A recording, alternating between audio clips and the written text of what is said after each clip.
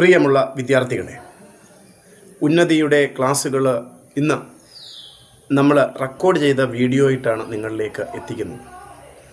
കാരണം ഒരേ സമയം 100 വിദ്യാർത്ഥികൾക്ക് മാത്രമേ ഉന്നതിയുടെ ക്ലാസ്സിൽ പങ്കെടുക്കാൻ കഴിയുകയുള്ളൂ. അതുകൊണ്ട് തന്നെ ഇത് വളരെയേറെ സുപ്രധാനമായ ഒരു ടോപ്പിക് ആയതിനാലും അത് എല്ലാ പരീക്ഷകൾക്കും എല്ലാവർക്കും വേണ്ട ഒരു ടോപ്പിക് ആയതിനാലും നമ്മൾ ഇന്ന് ഉന്നതിയുടെ ക്ലാസ്സുകളിൽ ചർച്ച ചെയ്യുന്നത് നിങ്ങൾ മോസ്റ്റ് വെയിറ്റിംഗ് ടോപ്പിക് ആയിരുന്നു. നിങ്ങളൊരു പക്ഷേ ഏറ്റവും കൂടുതൽ കാത്തിരുന്ന ഒരു ടോപ്പിക്കാണ് എഡിറ്റിംഗ്. അപ്പം നമ്മൾ എഡിറ്റിംഗ് എങ്ങനെ ചെയ്യും, ആ എഡിറ്റിങ്ങുമായി ബന്ധപ്പെടുത്തിയ പ്രധാനപ്പെട്ട നിയമങ്ങൾ കഴിഞ്ഞ ദിവസം ഞാൻ ഓമല്ലൂരെ ക്ലാസ്സുകളിൽ അത് ചർച്ച ചെയ്തിരുന്നു.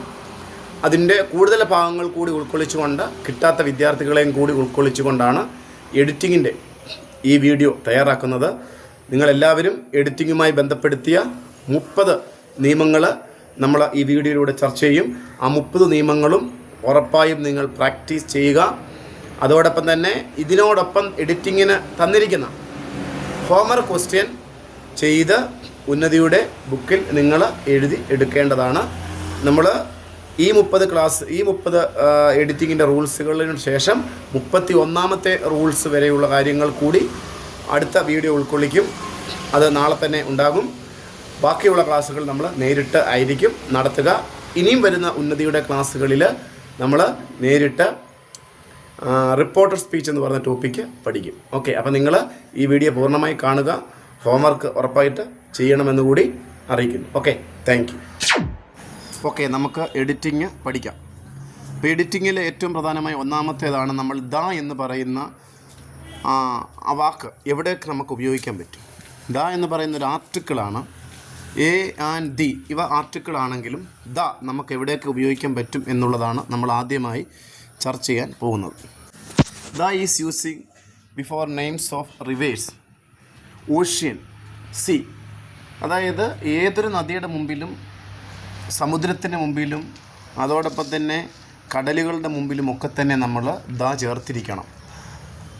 അതോടൊപ്പം തന്നെ ഏതൊരു ഡെസാർട്ടിൻ്റെ മുമ്പിലും, മലയാളത്തിൽ പറഞ്ഞ മരുഭൂമിയുടെ മുമ്പിലും നമ്മൾ ദ ചേർത്തിരിക്കണം. മൂന്നാമതായി ഏതൊരു പബ്ലിക് ബിൽഡിങ്ങിൻ്റെ കാര്യം പറയുമ്പോഴും നമ്മൾ ദ ഉപയോഗിച്ചിരിക്കണം.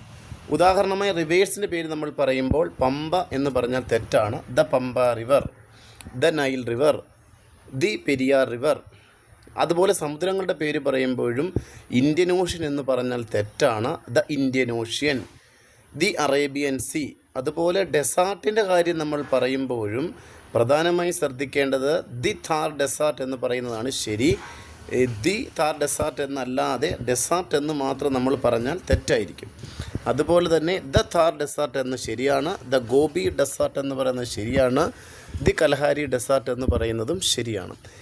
എന്നാൽ നമ്മൾ ഡെസാർട്ടിന് മുമ്പിൽ ദ ചേർക്കാതെ പറയുകയാണെങ്കിൽ അത് കറക്റ്റായിട്ടും ഇംഗ്ലീഷ് ഗ്രാമർ പരമായി തെറ്റായിരിക്കും. അതുപോലെ തന്നെ പബ്ലിക് ബിൽഡിങ്ങുകളായിട്ട് വരുന്ന സംഭവങ്ങൾ, പബ്ലിക് ബിൽഡിങ്ങുകൾ എന്ന് പറഞ്ഞാൽ ബിൽഡിംഗ് ഓൺഡ് ബൈ ഗവൺമെൻറ്റ്സ്, അതായത് ഗവൺമെൻറ്റിൻ്റെ ഉടമസ്ഥതയിലുള്ള കെട്ടിടങ്ങളുടെ കാര്യങ്ങൾ നമ്മൾ പറയുമ്പോൾ അതിനു മുമ്പിൽ ദ ചേർത്തിരിക്കണം.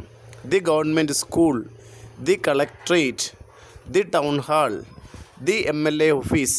അങ്ങനെയായിരിക്കണം നമ്മൾ തീർച്ചയായിട്ടും പറയാനുള്ളത്. അപ്പോൾ അടുത്തതായിട്ട് ദ നമ്മൾ ഉപയോഗിക്കേണ്ടത് നാലാമതായിട്ട് ബിഫോർ മോണുമെൻറ്റ്സ്, അതോടൊപ്പം തന്നെ ഹിസ്റ്റോറിക്കൽ ബിൽഡിങ്സ്.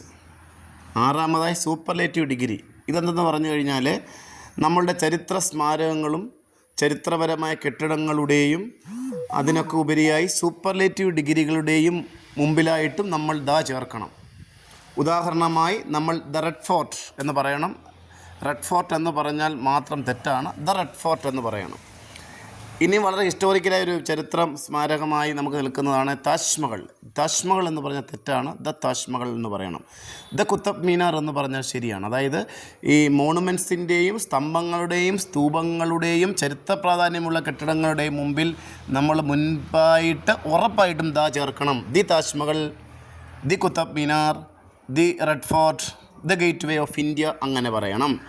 സൂപ്പർലേറ്റീവ് ഡിഗ്രി എന്ന് പറഞ്ഞാൽ നിങ്ങൾക്ക് പലപ്പോഴും അറിയുകയില്ല. എങ്കിലും നിങ്ങൾക്കൊരു കാര്യം ഞാൻ മനസ്സിലാക്കി തരാം സിമ്പിളായി. അതായത് ടാളസ്റ്റ് എന്ന് പറയുന്ന വാക്ക്, ടാളസ്റ്റ് ടാളർ എന്നാണ് രണ്ടാമത്തെ ഡിഗ്രി. അപ്പോൾ ടാളർ ടാളസ്റ്റ് എന്ന് പറയും. Small, smaller, smallest. അതിൽ EST അവസാനിക്കുന്ന വാക്കുകളെയാണ് സൂപ്പർലേറ്റീവ് ഡിഗ്രിയായി വരിക.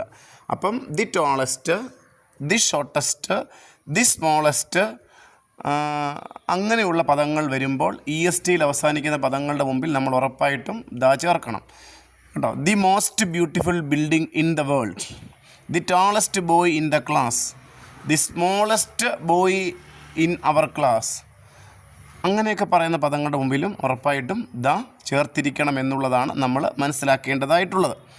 ഇതിനോടൊപ്പം തന്നെ നമ്മൾ ചേർത്ത് നിർത്തേണ്ട ഒരു പ്രധാനപ്പെട്ട കാര്യം, നമ്മൾ സാധാരണ എല്ലാവരും ന്യൂസ് പേപ്പർ വായിക്കാറുള്ള ആൾക്കാരാണ്. അപ്പോൾ ഈ ന്യൂസ് പേപ്പറുകൾ നമ്മൾ വായിക്കുമ്പം Malayala Manorama news paper, I read Malayala Manorama, I read Mangalam, I read Times of India. ഈ പറഞ്ഞ സെൻറ്റൻസുകളെല്ലാം തന്നെ തെറ്റാണ്. കാരണം ഇംഗ്ലീഷിൻ്റെ നിയമം അനുസരിച്ച് ന്യൂസ് പേപ്പറുകളുടെ മുമ്പിൽ ദാ ചേർക്കണം. I read the Malayala Manorama, the Malayala Manorama, the Mangalam, the Mathrubhumi, the Kaumudi, the Deshabhimani, the times of India. അങ്ങനെ ആയിരിക്കണം നമ്മൾ ഉറപ്പായിട്ടും പറയേണ്ടത്. അല്ലാത്ത പക്ഷം അത് തെറ്റായിരിക്കും എന്നുകൂടി നിങ്ങൾ ഓർത്തിരിക്കുക. ഇതിനോടൊപ്പം തന്നെ ചേർത്ത് വായിക്കേണ്ട ഒരെണ്ണമാണ് വിശുദ്ധ ഗ്രന്ഥങ്ങൾ. വിശുദ്ധ ഗ്രന്ഥങ്ങൾ ക്രിസ്ത്യൻസിൻ്റെ ബൈബിള്, മുസ്ലിങ്ങളുടെ ഖുറാന്, ഹിന്ദുക്കളുടെ രാമായണം, മഹാഭാരതം. ഇങ്ങനെയുള്ള വിശുദ്ധ ഗ്രന്ഥങ്ങളുടെ മുമ്പിൽ നമ്മൾ ഉറപ്പായും ദാ ചേർക്കണം. The Ramayana, the Mahabharata, the Quran. അങ്ങനെയായിരിക്കണം നമ്മൾ ചേർക്കേണ്ടതെന്നും ഈ അവസരത്തിൽ ഓർത്തിരിക്കുക. അപ്പോൾ ഇത്രയുമാണ് നമ്മൾ ദിയുമായി ബന്ധപ്പെടുത്തിയ ദി അഥവാ ദ, അതിൻ്റെ ഡിഫറൻസ് നമ്മൾ ഇനിയും ദിവസങ്ങളിൽ പഠിക്കാം. ഇവയെക്കുറിച്ച് നമ്മൾ കൃത്യമായി ഇതിനെക്കുറിച്ച് മാത്രം പറഞ്ഞ എഡിറ്റിംഗ് ആണ്. അടുത്ത രണ്ടാമത്തെ വിഭാഗത്തിലേക്ക് നമ്മൾ പോകുന്നു. ടോപ്പിക് 2 റിലേറ്റീവ് പ്രൊനൗണിനെ കുറിച്ച് നമുക്ക് പഠിക്കാം. ഇംഗ്ലീഷിൽ പ്രധാനമായി ഉപയോഗിക്കാറുള്ള റിലേറ്റീവ് പ്രൊനൗണുകൾ ഏതൊക്കെയാണ് എന്ന് നമുക്ക് നോക്കാം. ഹു എന്ന് പറഞ്ഞാൽ ഒരു റിലേറ്റീവ് പ്രൊനൗണാണ്. ഇത് പേഴ്സൺ, ആളുകൾ വരുമ്പോൾ മാത്രമേ ഹു ഉപയോഗിക്കാവൂ. വെയർ എന്ന് പറഞ്ഞാൽ പ്ലേസ് അഥവാ സ്ഥലങ്ങൾ വരുമ്പോൾ മാത്രം ഉപയോഗിക്കുന്ന റിലേറ്റീവ് പ്രൊനൗണാണ് വെയർ. മൂന്നാമതായിട്ടുള്ളത് വെൻ എന്ന് പറഞ്ഞാൽ ടൈം, സമയം വരുന്ന സമയത്ത് മാത്രമേ വെൻ ഉപയോഗിക്കാറുള്ളൂ. നാലാമതായിട്ടുള്ളത് വിച്ചാണ്. അത് തിങ്സുകൾ, ബേർഡ്സ്, ആനിമൽസ് ഇവ വരുമ്പോൾ നമുക്ക് ഉപയോഗിക്കാൻ കഴിയുന്നതാണ് വിച്ച്. അതിന് സമാനമായ ഒരു വാക്ക് തന്നെയാണ് ദാറ്റ്. അത് തിങ്സുകൾ വന്നാലും അതോടൊപ്പം ഗിഫ്റ്റുകളൊക്കെ വന്നാലും നമുക്ക് ഉപയോഗിക്കാൻ പറ്റുന്നതാണ് ദാറ്റ്. അവസാനമായിട്ടുള്ള ഒരെണ്ണമാണ് ഹൂസ്. ഓണർഷിപ്പിനെ കാണിക്കുന്നു. അതുകൊണ്ട് തന്നെ നിങ്ങൾക്ക് സംശയം വരാതിരിക്കാൻ ഞാൻ മലയാളത്തിൽ എഴുതിയിട്ടുണ്ട്. ഹൂസ് എന്ന് പറഞ്ഞാൽ ആരുടെ എന്നാണ്. ഈ വാക്കുകളൊക്കെ നമുക്ക് പലപ്പോഴും ദാറ്റ് ഒഴിച്ച് വാക്കുകൾ ആരംഭത്തിൽ വരുമ്പോൾ നമ്മൾ സാധാരണയായി ക്വസ്റ്റ്യൻ വേർഡുകളായിട്ടാണ് ഉപയോഗിക്കുന്നത്. പക്ഷേ ഇവിടെ അത് ക്വസ്റ്റ്യൻ വേർഡിന് പകരം ആളുകൾ വരുമ്പോൾ ഹൂയും, സ്ഥലം വരുമ്പോൾ വെയറും, ടൈം വരുമ്പോൾ വെന്നും, പക്ഷിമൃഗാദികൾ വരുമ്പോൾ വിച്ചും, വസ്തുക്കൾ ഗിഫ്റ്റൊക്കെ വരുമ്പോൾ ദാറ്റും, ഓണർഷിപ്പ് വരുമ്പോൾ ഹൂസും ചേർക്കണം എന്നുള്ളതാണ് ഇതിൻ്റെ നിയമം. ഇതുമായി ബന്ധപ്പെടുത്തിയ കുറേ എക്സാമ്പിളുകൾ നമുക്ക് നോക്കാം. അപ്പോൾ ഈ എക്സാമ്പിളുകൾ ചെയ്യുമ്പോൾ മുമ്പായി നിങ്ങൾ ശ്രദ്ധിക്കേണ്ട ഒരു കാര്യം, ഈ നിയമം ഒന്ന് പഠിച്ചു വെക്കണം. ആളുകൾ വരുമ്പോൾ നമുക്ക് ഹൂ തരുന്നതിന് പകരം വേറെ തരും പരീക്ഷയ്ക്ക്. സമയത്തെക്കുറിച്ച് പറയുന്നതിന് വെന്ന് എഴുതുന്നതിന് പകരം വിച്ച് നമുക്ക് തരും. അതുപോലെ തന്നെ ഉടമസ്ഥതയെക്കുറിച്ച് പറയുന്നതിന് പകരം അവിടെ വെയറോ വെന്നോ ഹൂവോ തരും. അപ്പോൾ അതങ്ങനെ അങ്ങോട്ടും ഇങ്ങോട്ടും തെറ്റായ രീതിയിൽ തരുന്ന ഒരു ടോപ്പിക്കാണ് ഇത്. സ്ഥിരമായി എഡിറ്റിങ്ങിൽ എല്ലാ ക്ലാസ്സുകളിലും സ്ഥിരമായിട്ട് എഡിറ്റിങ്ങുമായി ബന്ധപ്പെടുത്തി ഒരു മാർക്ക് ഇവിടെയാണ് വരാറുള്ളത്. അപ്പോൾ അതുകൊണ്ട് തന്നെ ഇത് നമ്മൾ കുറേ എക്സാമ്പിളുകൾ ഞാൻ നൽകുന്നുണ്ട്. ഇതിൻ്റെ വർക്കുകൾ ഞാൻ അതിനോടൊപ്പം തന്നെ നിങ്ങൾക്ക് ഗ്രൂപ്പിൽ ഞാൻ ഇടുന്നുണ്ട്. അതുകൂടി പ്രയോജനപ്പെടുത്താം. നമുക്ക് ഇതിൻ്റെ അകത്തുള്ള ഇപ്പോഴത്തെ എക്സാമ്പിളുകളിലേക്കൊന്ന് നോക്കാം. നമുക്ക് എക്സാമ്പിൾ നോക്കാം. Sini is our teacher. Who teaches English. അവിടെ നോക്ക്, ഹു എന്ന് പറയുന്ന പദം സിനി എന്ന ടീച്ചറിനെ സൂചിപ്പിക്കുന്നു. അപ്പോൾ അതുകൊണ്ടാണ് Sini is our teacher, who teaches English എന്നതിൻ്റെ അകത്ത് ഹു വന്നിരിക്കുന്നത്.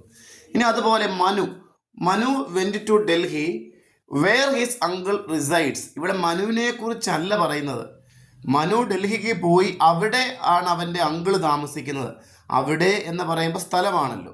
അപ്പോൾ സ്ഥലമായതുകൊണ്ടാണ് നമ്മൾ അവിടെ എന്തുപയോഗിച്ചിരിക്കുന്നത്? വേർ ഉപയോഗിച്ചിരിക്കുന്നത്. കുട്ടികൾ തമ്മിൽ അങ്ങോട്ടും ഇങ്ങോട്ടും തെറ്റിക്കും. ഒന്നാമത്തെ സിനിയുണ്ട്, പക്ഷേ സിനിയെക്കുറിച്ച് തന്നെ പറയുന്നത് കൊണ്ടാണ് ഹൂ ചേർത്തത്. പക്ഷേ രണ്ടാം സെൻറ്റൻസിൽ മനു ഉണ്ടെങ്കിലും മനുവിനെക്കുറിച്ചല്ല പറയുന്നത്, പകരം ഡൽഹി അവൾ അങ്കിളിനെ കുറിച്ച് കൂടുതൽ പറയുന്നത്, സ്ഥലത്തെക്കുറിച്ച് പറയുന്നത് കൊണ്ടാണ് അവിടെ എന്തുപയോഗിച്ചിരിക്കുന്നത്? വേറെ ഉപയോഗിച്ചിരിക്കുന്നത്. നമുക്ക് അടുത്ത എക്സാമ്പിൾ നോക്കാം. Rini is our class leader. Whose purse was missing. അവിടെ എന്തുകൊണ്ടാണ് ഹൂ വരാതിരുന്നത്? റിനി എന്ന് പറയുന്ന ആളുടെ ഉടമസ്ഥതയെ സൂചിപ്പിക്കുകയാണ്, അതായത് പേഴ്സ്. റിനി എന്ന് പറയുന്ന നമ്മുടെ ക്ലാസ് ലീഡറാണ്, അവളുടെ പേഴ്സ് മിസ് ചെയ്തു. ഹൂ പേഴ്സ് മിസ്സിങ് എന്ന് പറയുമോ? ഇല്ല, whose purse was missing. Rini നമ്മളുടെ ക്ലാസ് ലീഡറാണ്, അവളുടെ പേഴ്സ് മിസ്സായി എന്നാണ് പറയുന്നത്. അടുത്ത എക്സാമ്പിൾ നോക്കിയേ. My grand mother gave me A gift that or which was night. അതായത് ഗ്രാൻഡ് മദർ ഒരു ഗിഫ്റ്റ് നൽകി, അത് വസ്തുക്കളായതുകൊണ്ട് വിച്ച് വേണേൽ ചേർക്കാം, ദാറ്റ് വേണമെങ്കിലും അവിടെ ചേർക്കാൻ പറ്റുമെന്നാണ് ഈ സെൻറ്റൻസിൽ നിന്ന് മനസ്സിലായത്. അടുത്ത എക്സാമ്പിളിലേക്ക് പോകാം. I was at hospital when my 10th result published. കണ്ടോ, അവിടെ വെൻ എന്ന് പറഞ്ഞ ആ സമയത്ത് ഞാൻ ഹോസ്പിറ്റലിലായിരുന്നു, അപ്പോഴാണ് എൻ്റെ 10th ക്ലാസ് റിസൾട്ട് പബ്ലിഷ് ചെയ്തത്. ഇപ്പോൾ നമ്മൾ പറഞ്ഞ ഇതേ എക്സാമ്പിളുകളിൽ നിന്ന് ഒരു 10 എക്സാമ്പിളിൻ്റെ ചോദ്യം ഞാൻ നിങ്ങൾക്ക് എഡിറ്റിങ്ങുമായി ബന്ധപ്പെടുത്തി നൽകുന്നുണ്ട്. നിങ്ങളത് കൃത്യമായി ചെയ്യുക. കൃത്യമായി ചെയ്യുന്നതിനോടൊപ്പം തന്നെ അത് നമ്മുടെ ബുക്കിൽ എഴുതി പഠിച്ച് വെക്കണം. ഇപ്പോൾ നമ്മൾ ഒത്തിരി കാര്യങ്ങൾ പഠിച്ചു. റിലേറ്റീവ് പ്രൊനൗൺ തന്നെ നമ്മൾ 4-5 എണ്ണം പഠിച്ചു. പിന്നീട് ദായുടെ 10-15 ഉപയോഗങ്ങൾ പഠിച്ചു. അതിൽ 30 റൂളുകളിൽ നമ്മൾ പറഞ്ഞതിൽ ഡീറ്റെയിൽഡായിട്ട് പഠിച്ച റൂൾസുകളാണ് ഇത്. ഇതിനോടൊപ്പം ടോപ്പിക് നമ്പർ 3 ഞാൻ ഇതിനോടൊപ്പം ചേർക്കുന്നു. നമുക്ക് മിക്സ്ഡ് എക്സാമ്പിൾസ് നോക്കാം. മിക്സ്ഡ് എക്സാമ്പിൾസ് എന്ന് പറയുമ്പോൾ ഇതിൻ്റെമായി ബന്ധപ്പെടുത്തി എഡിറ്റ് ചെയ്യാനാണ്. അതിൽ ഒന്നാമത്തെ ക്വസ്റ്റ്യൻ എന്ന് പറയുന്നത് Sanu is a doctor, where is a singer too. അവിടെ കൃത്യമായ വാക്ക് മാറ്റി എഡിറ്റ് ചെയ്യുക. Rani tells the truth when is an innocent girl. അതിനകത്തും തെറ്റുണ്ട്, അത് എഡിറ്റിങ്ങിലെ വാക്കുകൾ ശരിയാക്കുക. Boys reveal the truth which they arrest police. അതിനകത്ത് 2 തെറ്റുണ്ട്, അത് തിരുത്തുക. അതോടൊപ്പം തന്നെ മുകളിൽ തന്നിരിക്കുന്ന എല്ലാ സെൻറ്റൻസുകൾക്കകത്തും തെറ്റുകളുണ്ട്. ആ തെറ്റുകൾ ഒന്നോ അതിലധികം തെറ്റുകളുണ്ട്, അത് തിരുത്തി നിങ്ങൾ ബുക്കിൽ എഴുതണം. ഇതിനോടൊപ്പം ഞാൻ വേറൊരു ഹോംവർക്കും തരുന്നുണ്ട്, അതും ചെയ്ത് ഗ്രൂപ്പിൽ ഇടണ്ട, പകരം നിങ്ങളുടെ ബുക്കിൽ എഴുതണം. ഇതിൻ്റെ ബാക്കി വീഡിയോ നാളെ വരും. എല്ലാവരുടെ അഭ്യർത്ഥന മാനിച്ചാണ് നമ്മളിപ്പോൾ ക്ലാസ് ഈ സമയം ക്രമീകരിക്കുന്നത്, ശ്രദ്ധിക്കുമല്ലോ. അപ്പോൾ ഞാൻ പറഞ്ഞ കാര്യങ്ങൾ നിങ്ങൾക്ക് മനസ്സിലായി ഞാൻ വിശ്വസിക്കുകയാണ്. അപ്പോൾ അതിൽ ഏറ്റവും പ്രധാനമായി ഞാൻ പറഞ്ഞത്, ഒന്നാമതായിട്ട് ഹൂ എവിടെ ഉപയോഗിക്കുന്നു, വെൻ എവിടെ ഉപയോഗിക്കുന്നു, വേർ എവിടെ ഉപയോഗിക്കുന്നു, വിച്ച് എവിടെ ഉപയോഗിക്കുന്നു, ദാറ്റ് എവിടെ ഉപയോഗിക്കുന്നു. അതോടൊപ്പം തന്നെ ഇവയെല്ലാം നമ്മൾ റിലേറ്റീവ് പ്രൊനൗൺ എന്നാണ് പറയുന്നത്. പക്ഷേ ഈ റിലേറ്റീവ് പ്രൊനൗണിനോടൊപ്പം തന്നെ ദ എന്ന് പറയുന്ന ആർട്ടിക്കിൾസ് എവിടെയൊക്കെയാണ് നമ്മൾ ഉപയോഗിക്കുന്നതെന്നതും നമ്മൾ ചർച്ച ചെയ്തിട്ടുണ്ട്. അപ്പം ഇതുമായി ബന്ധപ്പെടുത്തിയ സംശയങ്ങളുണ്ടെങ്കിൽ നിങ്ങൾക്ക് ഞാൻ നേരിട്ട് ക്ലാസ്സിൽ വരുമ്പോൾ ചോദിച്ച് ക്ലിയർ ആക്കണം. ഇതിൻ്റെ എഡിറ്റിങ്ങിൻ്റെ 2ാമത്തെ പാർട്ട് വീഡിയോ നാളെ കൃത്യമായിട്ട് വരുന്നതായിരിക്കും. ഇതിനോടൊപ്പം തന്നിരിക്കുന്ന ഹോംവർക്കും നിങ്ങൾ ചെയ്ത് നാളെ റെഡിയാകണം. നാളത്തെ ക്ലാസ് റെക്കോർഡഡ് ക്ലാസ് ആയിരിക്കും എന്നറിയിക്കുന്നു. അത് ശ്രദ്ധിച്ച് പഠിക്കുക.